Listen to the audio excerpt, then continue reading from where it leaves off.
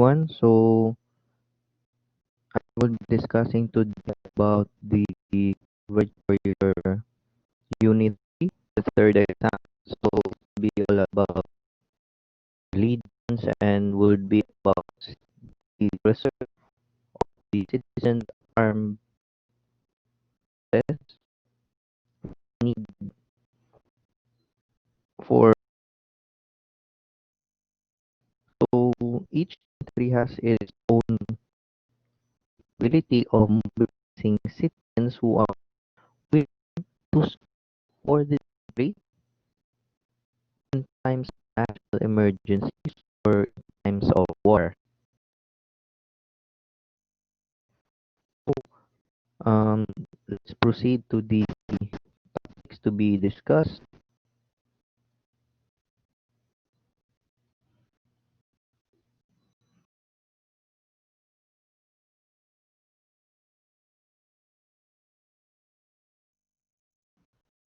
Let's start first with the definitions that be useful and in the coverage for unit 3 or LOT. Allegiance, it is loyalty or commitment of subordinate, the superior of an individual or of an individual to a, for a unified cause. Yan. Next is loyalty, consistency, devotion, and allegiance to superior, allegiance to in a duty or a singular cause or a unique principle. This courtesy is the expression or manifestation of devotion for others. It is a virus or virus a virtue, yeah, that is expected na nasa individuals in all walks of life. He is expected to be with us regardless of our regardless of our physical or emotional logical makeup.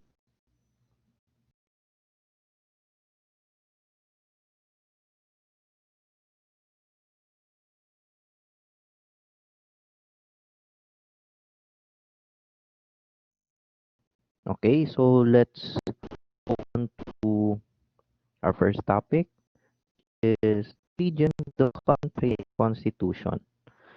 This is basically in all uniform service sino highlight itong allegiance to the country and the constitution only, not for anyone and any position, but country, and especially the laws which binds us. That is part of being patriot, a nationalist, na yung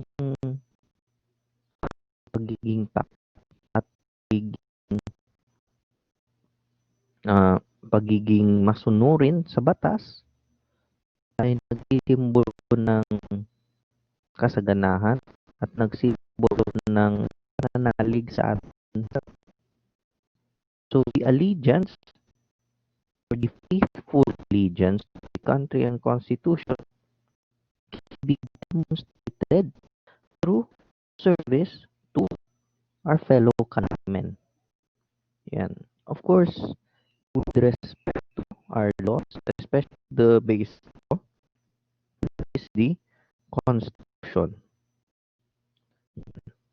So, also, the Constitution, nandyan yung provisions for elections in which there will be an election held with respect to those elected positions government, especially the president and other officials or offices in government. Yeah, from the barangay level to the municipal and city level to the provincial level, which is the highest locally elected official, congressman, and then the national level, which is yung mga elected dyan, yung senators, president, and course, the president.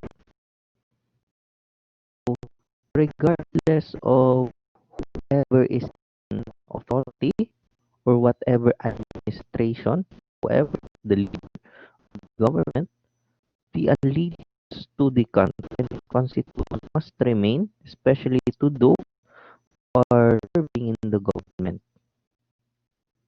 That itself, once it is done properly, is one form of patriotism and of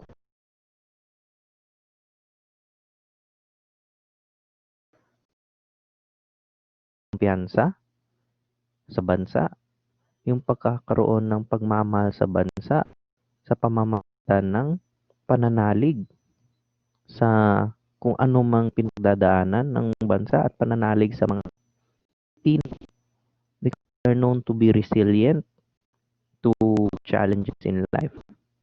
So, regardless of whoever is in position, the main goal for the betterment of the country, not for any political party, for any interest.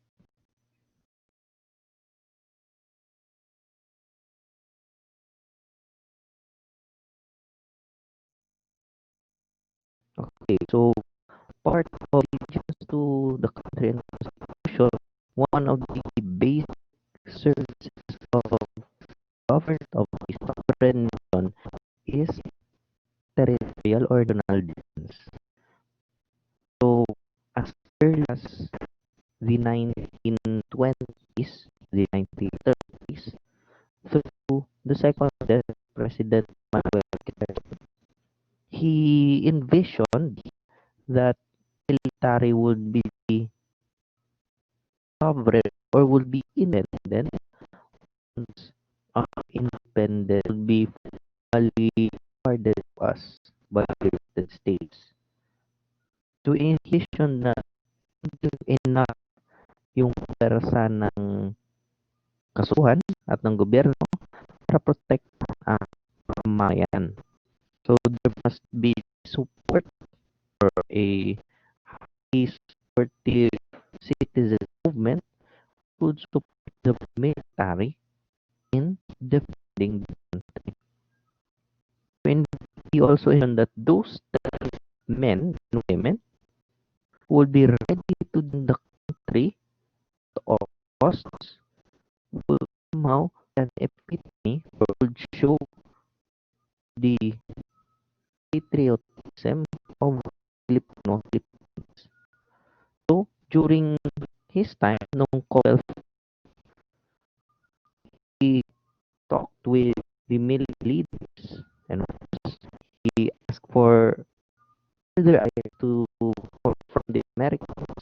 Paano ba mapapanatili yung pagiging Pilipino military? Paano mahikat ang mga mamamayan na support or sama sa gobyerno? So, from that, he created the law, the first act that created after the enactment of 1935 Constitution was the Commonwealth Act which created citizen armed force or yung somehow being the reserves of our nationality, which is composed of Filipinos, all walks of life who would help our country.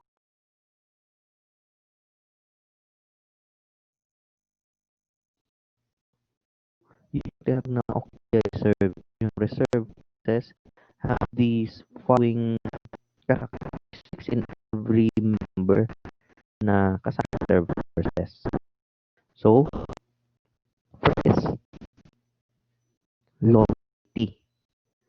Loyalty here is not to any person, but it is loyalty to the principles of of course of defending the so of course the loyal for a greater purpose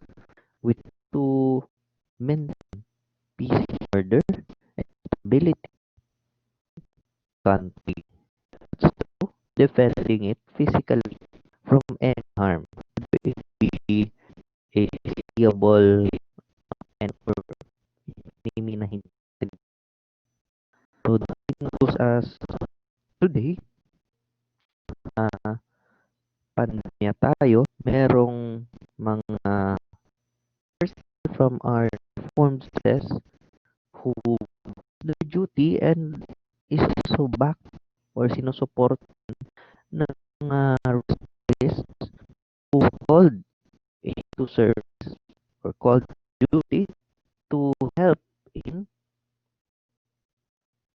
coming current enemy which is the coronavirus. Loyalty, again, loyalty is to the country, to the flag in its constitution, and not to anyone. Whether not service or an active soldier, loyalty must be to the constitution, its law, the country, not to any interest of a certain individual. There was a famous saying that a country is governed by the rules of law, not by rules. That's the concept of democracy, which is something applied to our Republican style system. Next is obedience. Obedience to the orders of your superiors and to the people above you who have a higher position than you because they are high position, but because they know a capacity of execution or what would be the action done in order to successfully fulfill the mandate kung law enforcement pa to successfully serve and protect the citizenry. Yan. So the obedience, once it will be lack or walang obedience, di magagawa ng isang organization ang kanyang mandato and it would just prejudice or magkakaroon ng increase sa pagkakaroon ng interest sa certain individuals na interest na maganda.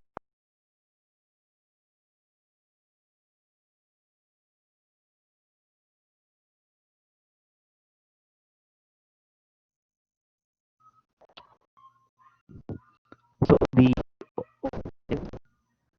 ng isang subordinate sa isang superior because he is the superiorly also because may tiwala subordinate kay superior na alam ni superior yung nagawa niya. Yung ipapagawa ng superior kay subordinate would be of greater value sa buong mandato at mission ng kanilang organization.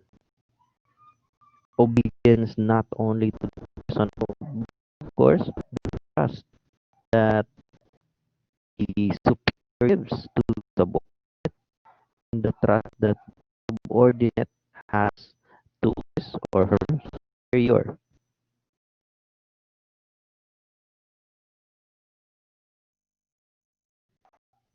Next is courtesy. Courtesy is the expression manifestation of consideration. It is a virtue that is expected of individual. So ito courtesy dapat na sa ating lahat to. Yan. So from all walks of life, courtesy is very important. Ito, yan, respect sa isa't isa.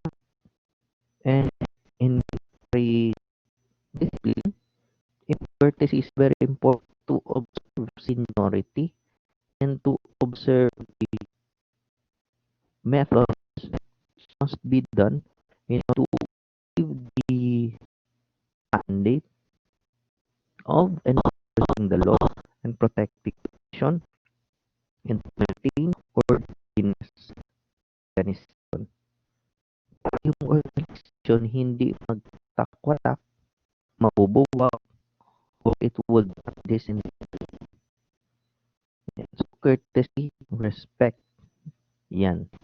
So, acknowledge of others is very important.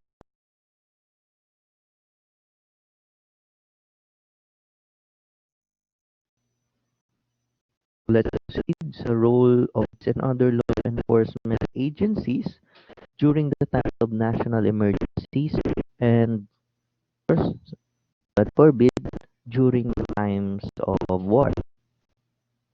So, as stated sa LG Act of 1990, that is RA 1695, and of course, even sa Constitution, Article 16, Section 6 of 1987 Constitution, it was stated police or our law enforcement police is civilian in nature, national scope, civilian in character, and must also be in support armed forces in times of national emergencies.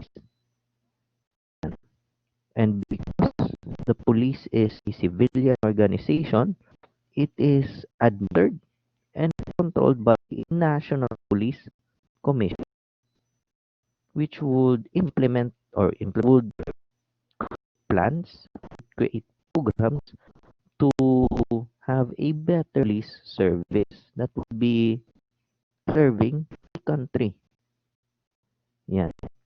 It is also the reason why ang mga local chief executives, specifically mayors and the provincial governors, have the operational control somehow of the police inside jurisdiction. That's why ang mga mayors ang pili from the candidates na maging municipal or city director and or district director. And of course, ang governors ang may kapag-pili sa candidates for provincial director ng kapulitan.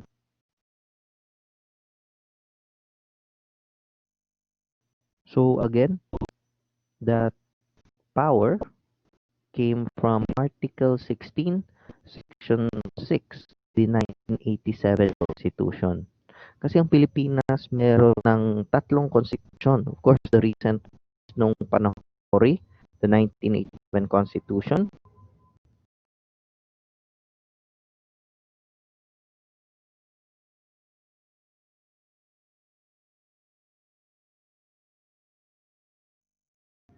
While the other two were first from the 1935 Constitution, yun yung kay Manuel Quezon, yung nag-create ng reserve force, yan, Commonwealth period.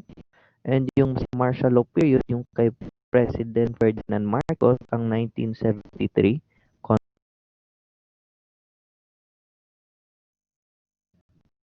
Okay, so in times of national calamity, national emergencies, and in times of war, yung mga law enforcement agencies, yung mga uniform services, specifically yung under sa DLG, ang Bureau of Fire Protection, Philippine National Police, pati yung Bureau of Jail Management and Penology, would assist the AA or the Armed Forces of the Philippines under the direction of the President, under the command of the President in maintaining peace and order, in suppressing crimes, and defending the nation against the enemies of the state.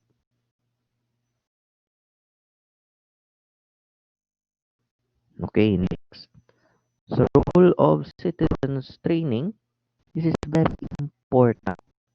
As mentioned by President Manuel Quezon, kailangan natin tayo mga trained men and women who would be ready to defend our country in times na kinakailangan natin i-activate sila. So of course, we have that active duty military. Yan yung mga sundalo mismo, yan yung trabaho nila primarily. And there is reserve or non-active duty personnel na they would have been activated in times of emergencies. Pero yung trabaho nila is, of course, a nation building. Yan, lawyers, doctors, professionals, or even mga individuals who would be there to serve the country once would be called into service. So the roles of citizen training started during the times of the Americans in order for individual to work together and promote welfare of the nation and to protect sovereignty of the nation in times of emergencies. Yan.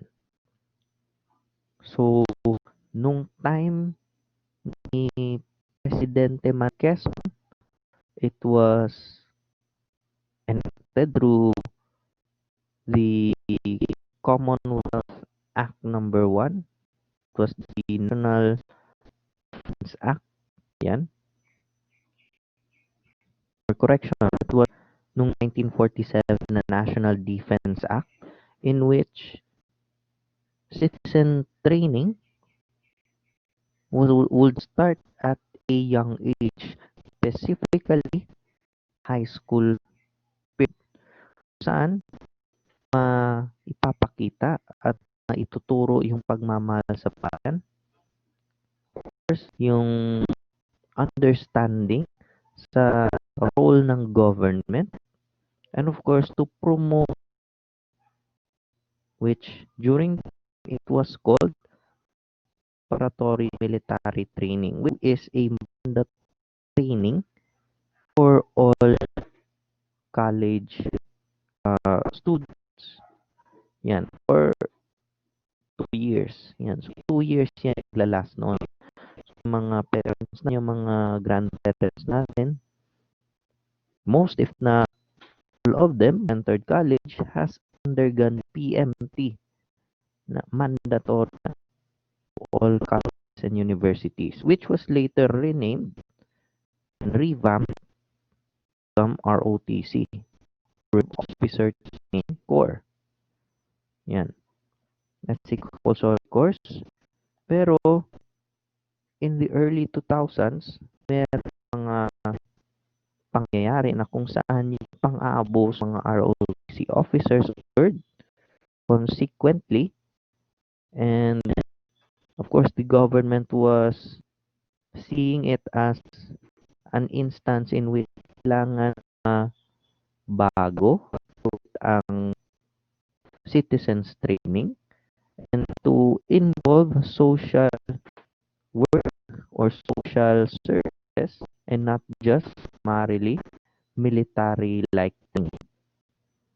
Yan. So, in 2001 to 9163, nagkaroon ng National Service Training Program kung saan meron na yung 3 branches. Okay? So, I will explain that.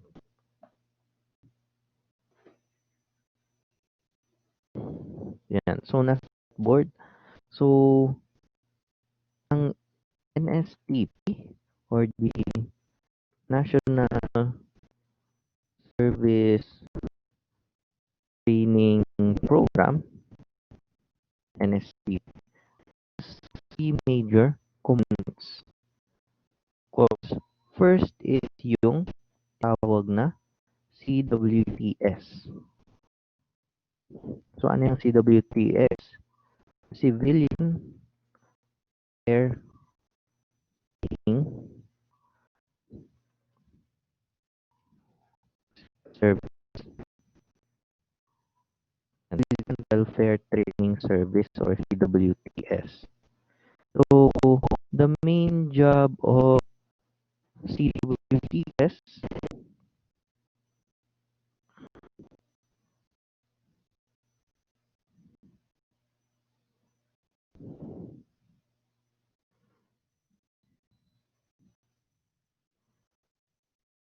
So the main of CWTS is primarily sa social services, mga planting, of the program. So yan yung o CWTS mo social intern social work yan. Civic correction pala ang CWTS stands for welfare or fair. Yan. So civic welfare training service. Correct lang natin yan. Civic welfare training service. So sa civic welfare training service, again, social service designed to provide yung mga student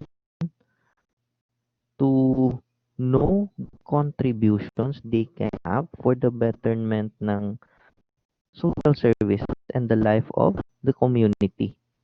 Yan. So, it involves different uh, feeding, food feeding programs, yan, tree planting for the environment, and of course, yung educational na programs nila. The component is yung LTS. Yan. So, yung LTS. LTS stands for Literacy Training Service.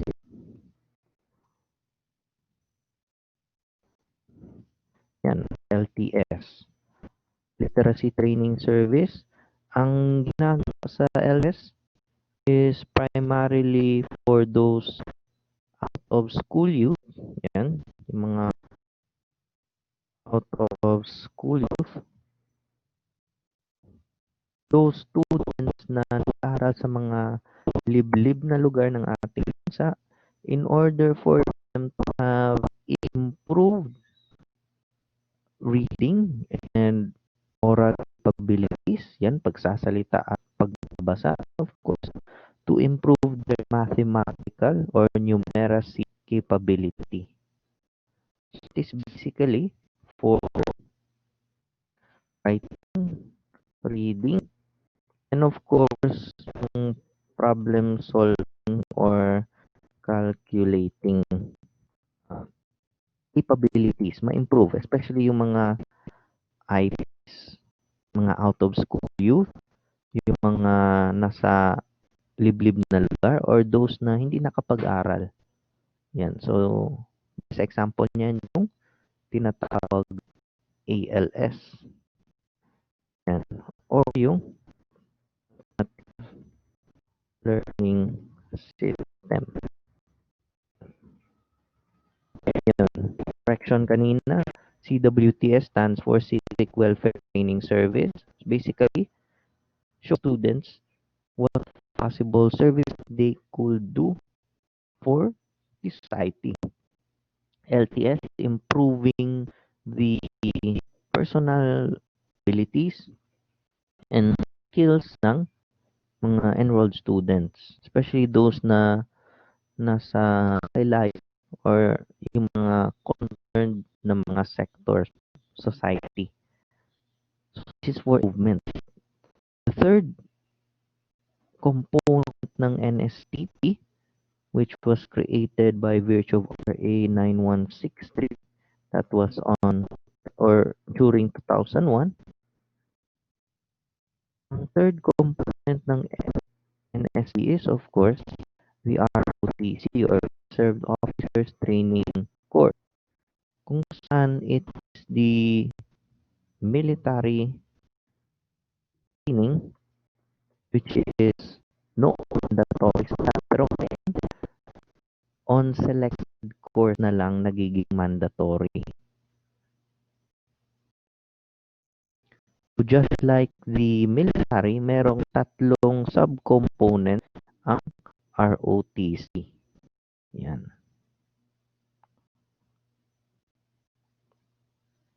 So, first component ng ROTC, yan yung anti-criminal Army ROTC.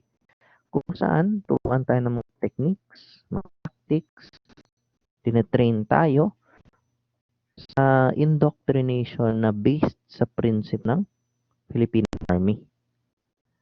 Next is those courses na under sa sing ng Force ROTC. Yan. Kung nasa Air Force ROTC, mandatory yan sa mga aviation-related courses.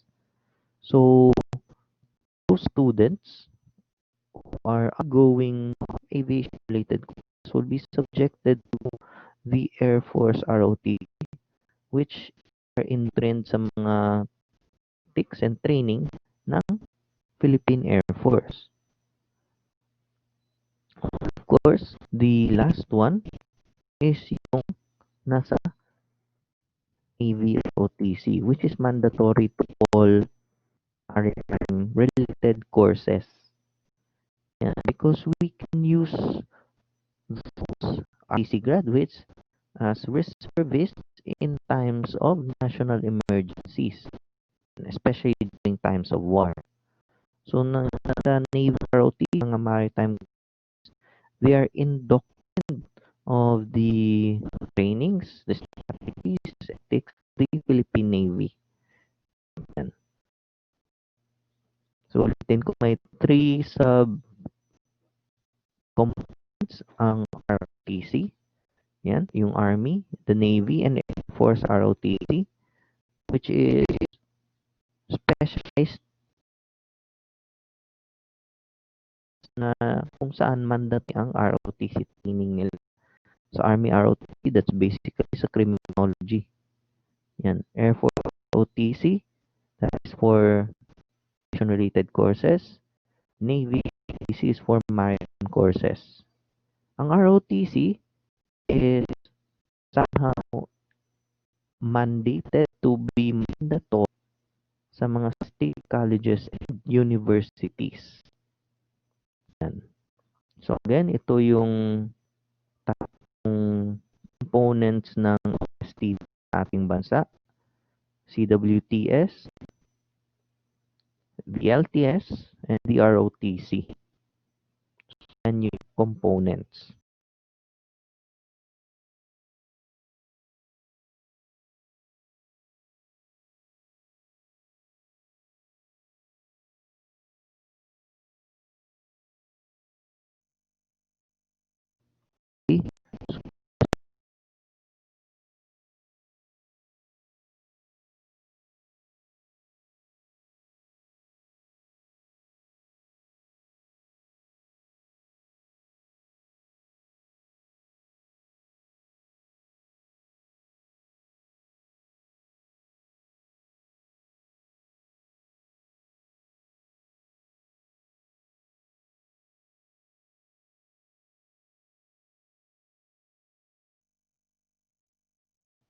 So let's proceed.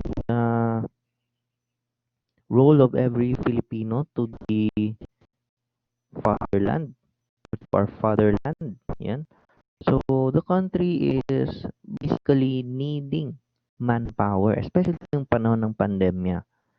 So sometimes yung mga nagseserbisyo sa ating bansa hindi dahil sa sweldo or sa pera lang, but because of the love for one's country, for one's country, and of course for peace of its people.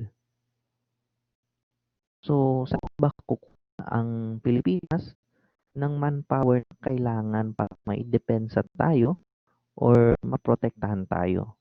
Then obviously, it will come from us, not from any other country. Walang magtulungan kung tayo-tayo lang. The same goes with other countries. Defend also themselves, of course, by their people.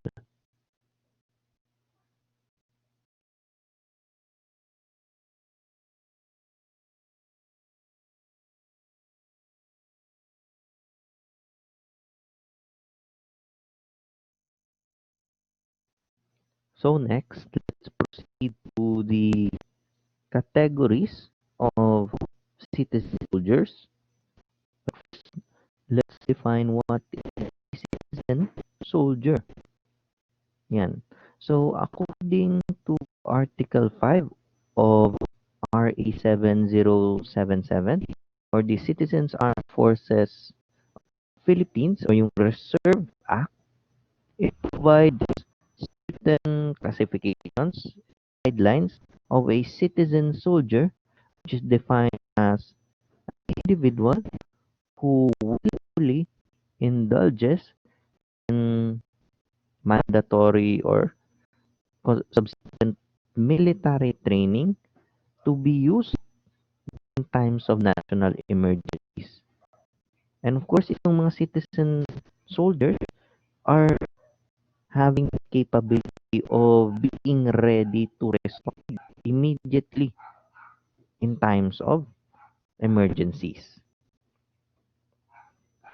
So, ang mga citizen soldiers o reservists, tinatawag ngayon, are under the control of the Armed Forces of the Philippines and their respective branch of service. So, here are the categories of the citizen soldiers or reservists according sa A 7077. So, first is yung first category, reservist. Yan. So, the first category, reserve reservist, is composed of able body reservists or reservists that are between 18 years old to 35 years of age.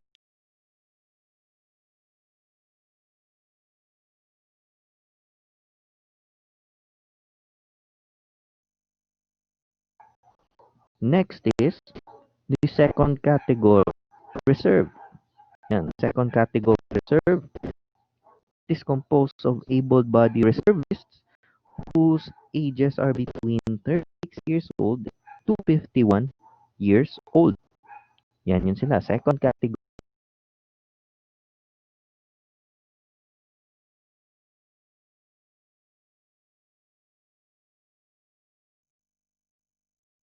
Next is the third category, reservists, those who are reservists na above 51 years old. Yan yung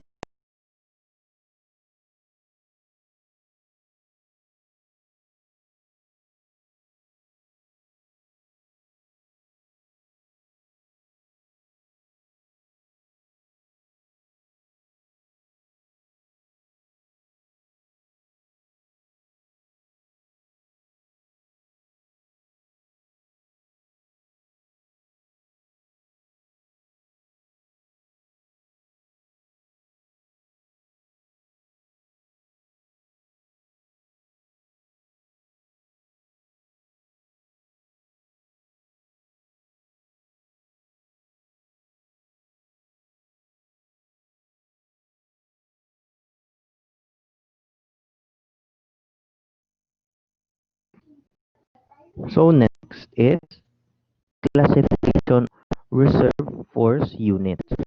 So kanina, those are categories based on age. Well, this one is the classification, but this based on the capabilities of the units sa reserve forces. Yan. According sa Section 12 RA 7077, reserve force units shall be classed into three. Yan. So first, ready reserve forces.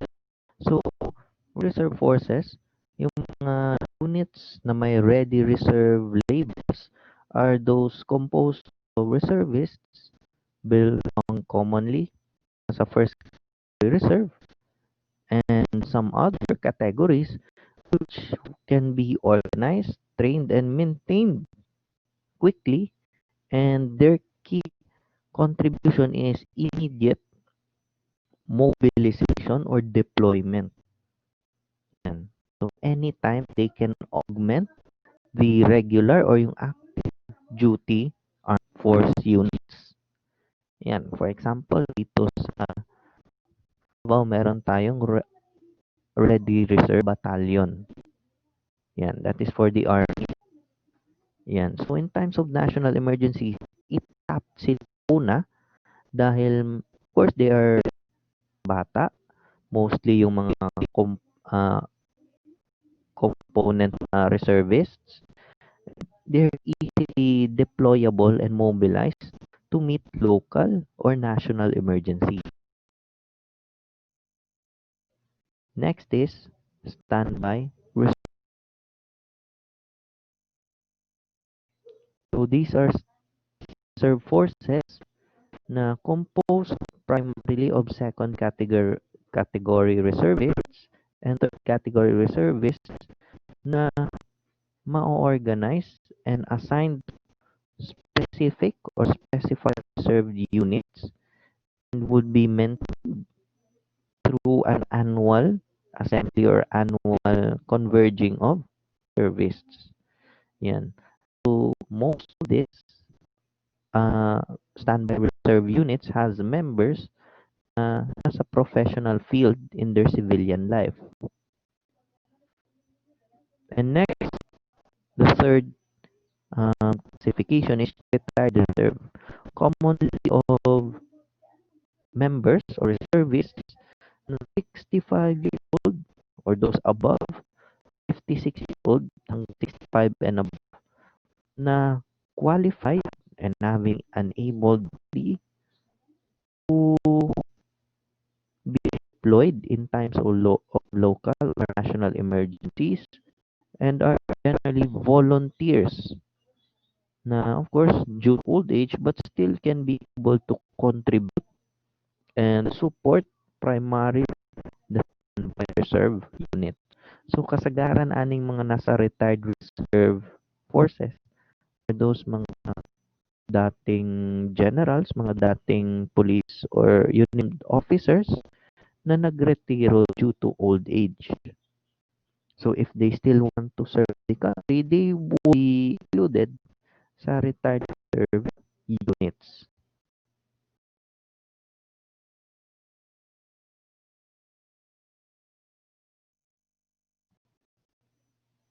So next topic is yung mga problema o mga challenges lang i-overcome ng ROTC, especially different mode or set.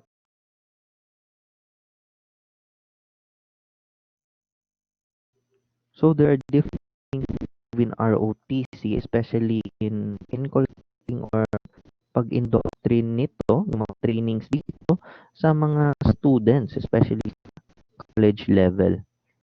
Because the original intention or original goal of ROTC training is to improve their physical being, their moral and spiritual being, of course, yung intellectual capability, social well-being ng bawat student, ng bawat kabataan. Pero it does not include the inflicting of harm, inflicting of physical and mental harm sa mga students na ano si sa ROTC. Yan. So up until the year 2000, ROTC was mandatory to all collegiate courses.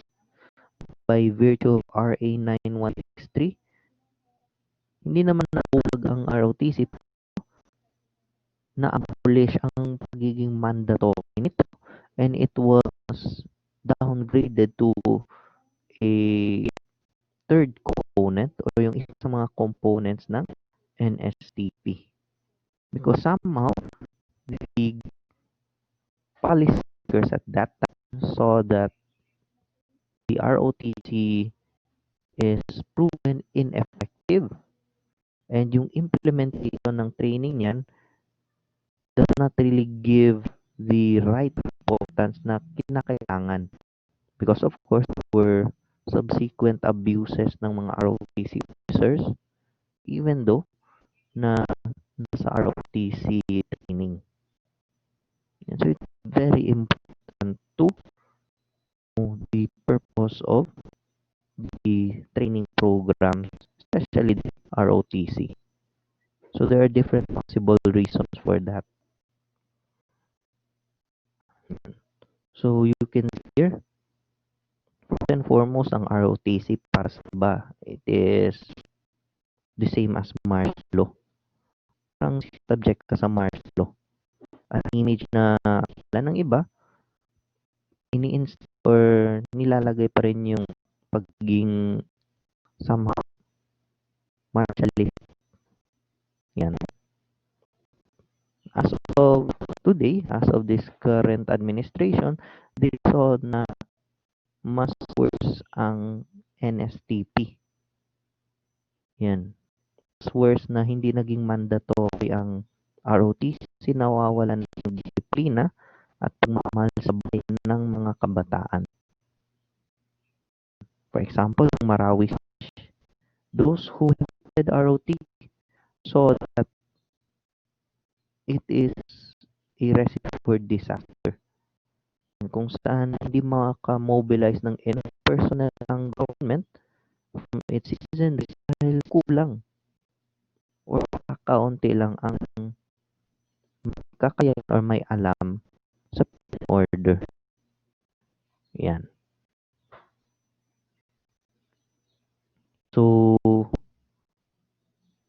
of course, as we all know, ROTC implies to us na kailangan may strict na disiplina applied to a military training, of course, in dealing with the youth, pero dapat na napapasobra yung punishment or pag-instill ng disiplina sa kabataan. Because they wanted it by now, there must be enough balance sa ROTC training. Na dapat yung personnel at mga officers na tuturo must have learnings that can be applied to real life and can be applied to them individually at hindi lang yung punishment ang nare-retain. Yan. Example, TC yung shouting, bad words, or to humiliation, yan, giving inappropriate orders. Yan yung nakita noon ng government kung saan nabuwag ang mandatory ROTC. And of course, advent of hazing. Yan, kasi napakaraming students ang na-subject sa hazing ng mga superior ROTC officers and even their instructors should not be applied. Hindi dapat inaabot ang mga estudyante even though ROTC must be done with training o yung mga instructions doon at merong logical reason for action. May tamang rason at hindi naabuso, taliin, physically. But yung punishment is somehow appropriate or the punishment fit the penalties, fit actions. Hindi lang yan pwede sa violations na kailangan talagang sobrang punishment. At this time, mga student, kailangan din yung mga training sa ROTC can motivate to join and continue the program and to include to them maisapuso na yung trainings at pagmamahal sa bayan na nasa ROTC.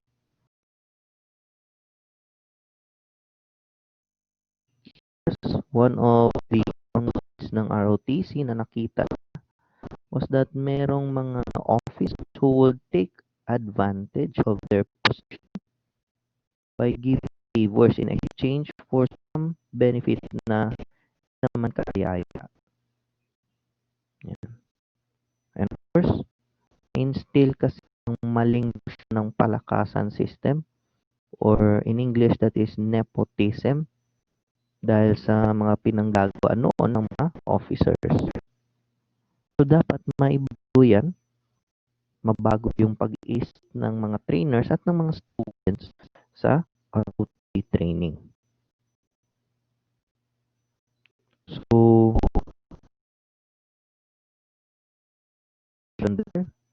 next time we will be discussing about visualization and subsequently ma-finish na natin yung discussion under SIM dito sa Citizens Armed Forces o yung Reserve Compo. So, before we end, I would like to give an assignment na siguro i-research nyo lang. Just conduct a research on the following laws or special laws which was created with the Citizens Armed Forces in mind. Yan. So, number one, you, you need to read or research on yung National Defense Act of 1935. Yan.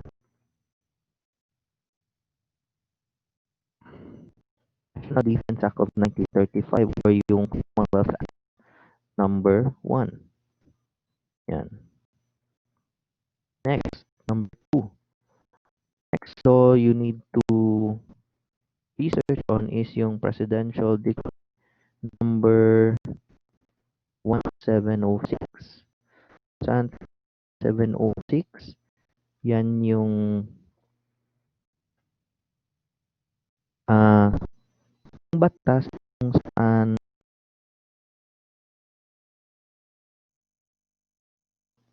kung saan ang NSTP o yung National Service Training para sa mga Filipino youth is compulsory.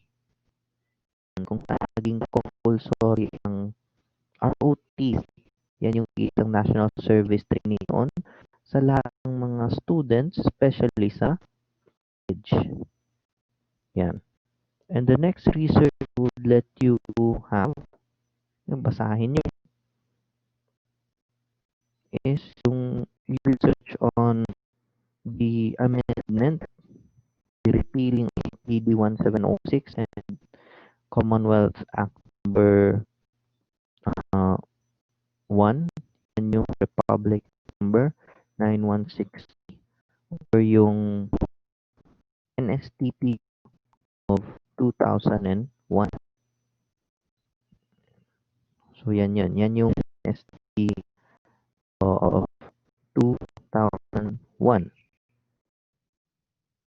So yung RA 7077 pero yung may ibang laws, yung mismo na bahagi ko na yung file niyan sa LMS. So just read on those and research so that you might have good answers by the time na I would question you. Okay, so wag kailangan nyo i-research. Just read on it. Yan. So, thank you for listening and have a great day sa inyong lahat.